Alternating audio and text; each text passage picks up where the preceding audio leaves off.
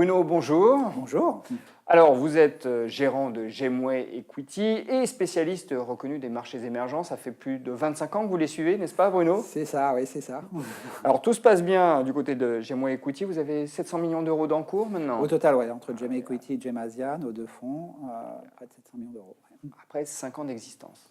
Un peu plus, 5 ans et demi. 5 ans et demi. Bon, beau parcours déjà. Mais on va parler des marchés émergents, marchés que vous suivez de très près, Bruno. On sent un intérêt renouvelé pour les marchés émergents, une sorte de frémissement. Est-ce que vous considérez que c'est vraiment le moment d'y aller? Bah, le frémissement est assez important quand même. Depuis 2 ans, effectivement, ces marchés ont bien rebondi. N'oublions quand même pas néanmoins que la baisse était quand même très forte, forte non seulement en absolu mais en relatif au cours des 5 années précédentes, hein, entre 2011 à peu près et fin 2015. Donc un rebond depuis janvier 2016, à peu près depuis 2 ans. Mais c'est vrai qu'on peut estimer que ce rebond-là n'est pas terminé et que c'est toujours le moment d'aller investir sur ces marchés. Alors si je parle de frémissement, c'est parce que les émergents restent globalement sous-pondérés dans les portefeuilles. Ça c'est vrai, notamment des portefeuilles européens. Alors même si les Américains entre guillemets, se sont un peu plus repositionnés que les Européens. En Europe, clairement, les investisseurs institutionnels, comme les investisseurs, je dirais, du grand public, et peu investi encore sur cette classe d'actifs. Hein. Alors, frémissement de l'intérêt, regain d'intérêt pour les émergents, mais vous l'avez dit, ce sont des marchés qui ont rebondi assez nettement depuis leur point bas. Ouais. Est-ce que ce n'est pas trop tard ? Non, c'est pas trop tard parce que, alors effectivement, si on regarde ça par rapport au point bas, on a l'impression qu'on a des hausses assez spectaculaires. Hein. Les marchés émergents, depuis leur point bas du 21 janvier 2016, montent environ de 70-75% en dollars. Hein. Ça paraît énorme, bien évidemment, mais on oublie quand même la très forte baisse précédente. Donc c'est un rattrapage? Voilà, c'est un rattrapage. C'est comme si un titre passe de 100 à 40 et que de 40, il remonte à 60. Par rapport à ce qu'il valait il y a 5-6 ans, on est toujours 40% en dessous. Quoi. Alors, très bien. OK, il y a encore de la marge, c'est ce que vous semblez dire. Mais est-ce que on fait de la prospective quand on investit en bourse? Est-ce qu'aujourd'hui, on a des éléments tangibles qui permettent de se rassurer en se disant, bah, oui, OK, il y a eu 70-75% de hausse depuis les points bas, mais on a encore du grain à moudre. Oui, alors on a quand même quelques éléments qui nous réconfortent toujours. C'est d'une part l'environnement macro global économique est porteur quand même. Hein. Il y a 2 ans, c'était pas évident de se dire que le Brésil allait légèrement repartir, que la Chine allait mieux.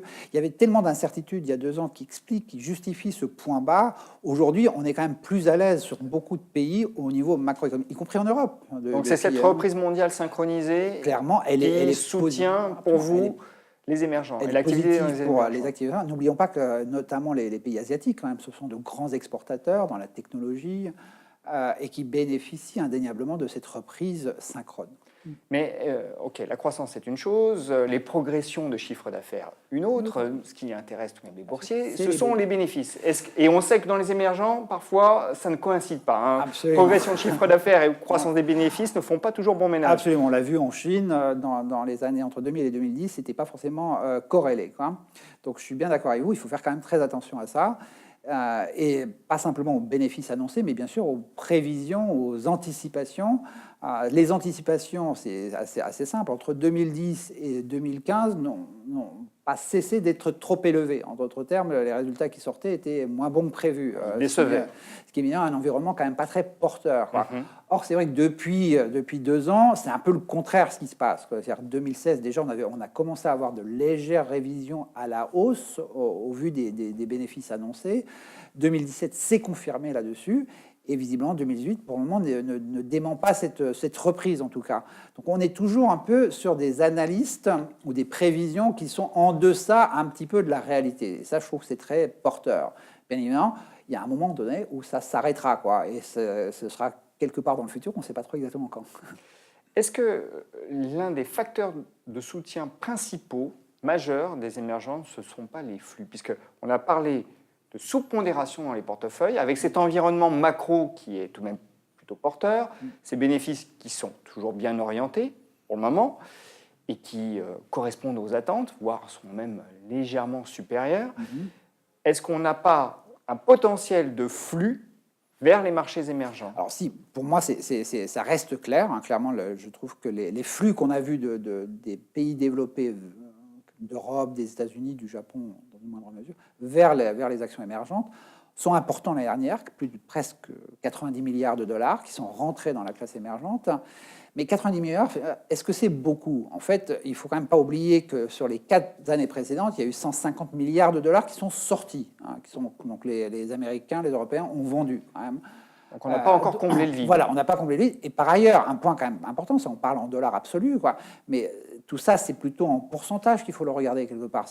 C'est sur un géant global, il va voir sur 100% de ce qu'il a, combien il met sur les actions émergentes, par exemple. Quoi. Les 90 milliards de rentrées de l'année dernière correspondent à peu près à 5-6% des actifs. Quoi. Or, si on regarde 90 milliards, je crois que le flux positif le plus élevé, c'était en 2010, autour de 90, un peu plus, 95. Là on parlait plutôt de 12-13% des actifs. Donc, au total, un poids quand même plus important. Aujourd'hui, les flux de l'année dernière ne sont pas très importants en pourcentage du total des actifs gérés. Et ça concerne plutôt, bien sûr, les investisseurs globaux américains, européens. Hein. Donc, il y a encore de la marge. Pour nous, il y a encore de la marge. On estime que dans les gestions globales, on est investi à hauteur de entre 7 et 8% sur les actions émergentes, hein, sur un comparatif 100% actions. Le poids neutre, si je n'ai pas d'avis, si je veux être neutre sur les actions émergentes, sur une allocation 100% actions, c'est 12% à peu près. Donc on est encore assez loin de ce poids neutre. Hein. Donc même si on ne va pas jusque-là... Non, bien sûr, il n'est pas question de dire qu'on ira forcément jusque-là. On ira peut-être pas. Mais on a un beau potentiel. On a encore un potentiel. Donc si je résume, macro positive, avec une économie mondiale qui tourne bien. On n'est pas encore en surchauffe, ça tourne bien et ça tourne un peu partout dans le monde. Parfait. Des bénéfices en croissance qui restent bien orientés. Bien orientés dans la zone émergente. Des flux dont on se dit qu'ils vont commencer à devenir plus importants, puisqu'on a de fait une sous-pondération dans les portefeuilles. Très bien, ça c'est positif. Mais il faut tout de même qu'on regarde un petit peu les risques. Alors, il y en a toujours. Oui, exactement. Parce qu'on dit, bon, finalement, l'environnement macroéconomique, il est plutôt porteur. Oui, mais est-ce que la croissance du monde émergent ne pivote pas autour de la croissance chinoise ? Pourquoi je me focalise sur la croissance chinoise, c'est qu'on se dit qu'elle est en train, enfin, le ralentissement est déjà organisé et il pourrait même s'amplifier. Absolument. Ne serait-ce que parce que les autorités le souhaitent. Absolument. Alors, est-ce que ça ne risque pas d'avoir une incidence et de contrarier votre scénario positif ? Disons qu'on voit que depuis 2 ans, au sein des émergences, si on regarde la croissance, c'est plutôt la Chine qui a tiré et les autres pays qui sont un peu à la traîne, notamment au niveau de la consommation. Le consommateur chinois a un peu tiré tout le monde. On commence à voir une consommation au Brésil, par exemple, en Russie, commence à frémir positivement. Donc on est quand même en retard dans les autres pays émergents par rapport à la Chine. Quoi. Ce qui ralentit en Chine, et là, nous, on est très positifs sur ce ralentissement, c'est pas la consommation. La consommation, pour moi, le consommateur chinois, ça devient le 2e pilier mondial, au niveau mondial, pardon, après le consommateur américain. Et là, ça tire bien évidemment l'activité chinoise, ça tire aussi des exportateurs coréens, des exportateurs indonésiens. Donc ça, c'est un pilier vraiment positif. Et là, on ne voit pas de ralentissement. La consommation chinoise reste très bien orientée.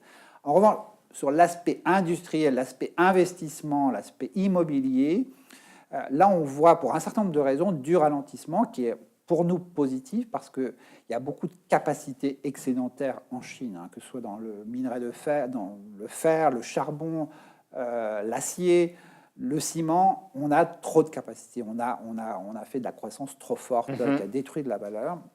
Réduire cette capacité, ça se traduit par un ralentissement au niveau du PIB. Pour autant, est-ce que c'est négatif ? Nous, on estime que c'est positif. Donc, le ralentissement chinois, il faut le décomposer. Il y a une partie qui ralentit et c'est plutôt une bonne nouvelle pour l'environnement prix. Et l'autre partie qui est la consommation, le consommateur final, l'acheteur final, je veux dire, lui ne nous montre pas de signe de ralentissement aujourd'hui. Ok, donc vous êtes rassurant quant à la Chine. Il y a un point qu'on doit forcément évoquer quand on parle des émergents, c'est l'incidence de la politique monétaire des banques centrales occidentales, et en l'occurrence de la Fed aux États-Unis et de la BCE en zone euro, sur les valorisations des marchés émergents. Parce qu'on sait que lorsque les taux d'intérêt remontent ou que la politique monétaire se normalise en Occident, généralement, les émergents payent le prix fort. C'est indéniablement le risque qu'on a en tête. Hein, clairement, ça reste un risque important. Pas simplement une remontée des taux qui est assez bien documentée. Je veux dire, tout le monde s'attend à cette remontée des taux aux États-Unis. Et souvent, historiquement, c'est pas tant la remontée des taux qui peut être un sujet. C'est la décroissance de la masse monétaire. C'est-à-dire que on a fait quand même ce qu'on appelle du quantitative easing, excusez-moi pour l'anglicisme. L'assouplissement quantitatif. L'assouplissement quantitatif, merci. Aux États-Unis, en Europe, de manière assez importante quand même. C'est assez inédit. Je veux dire, si on regarde les 40 dernières années, c'est pas forcément courant. Donc c'est ce ralentissement, en tout cas cette décroissance ou ce retour à la normale, c'est quelque chose dont on ne connaît pas vraiment les conséquences, quoi.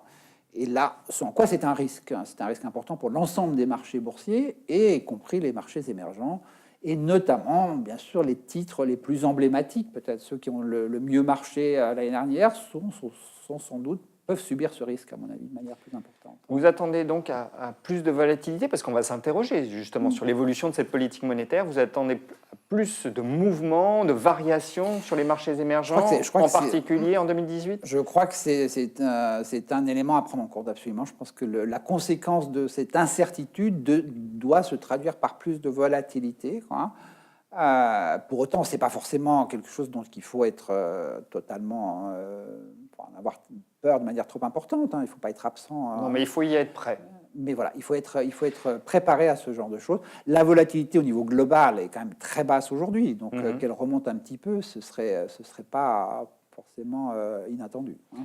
Bon, si on met en balance les opportunités, les facteurs de soutien et les risques, vous êtes plutôt positif malgré tout. Oui, absolument.